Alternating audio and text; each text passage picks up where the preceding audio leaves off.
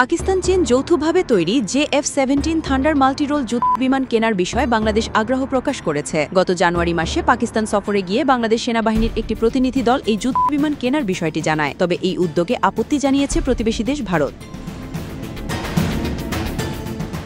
ভারতের নিরাপত্তা বিশ্লেষকদের মতে এটি শুধু সাধারণ যুদ্ধ বিমান কেনাকাটার বিষয় নয়, বরং দক্ষিণ এশিয়ার নিরাপত্তা কাঠামোর জন্য একটি বড় ঝুঁকি। পাকিস্তানের সঙ্গে বাংলাদেশের সামরিক সহযোগিতা বাড়লে কৌশলগত দিক থেকে উদ্বেগের বিষয় হয়ে দাঁড়াবে। JF-17 বিমান সম্পর্কে জানানো হয়, এটি হালকা ও এক ইঞ্জিন বিশিষ্ট মাল্টিরোল যুদ্ধ বিমান, যা দিন-রাত ও সব আবহাওয়ায় যুদ্ধ করতে সক্ষম। এর চীনা নাম FC-1 জিয়াওলং, যার অর্থ ভয়ঙ্কর ড্রাগন।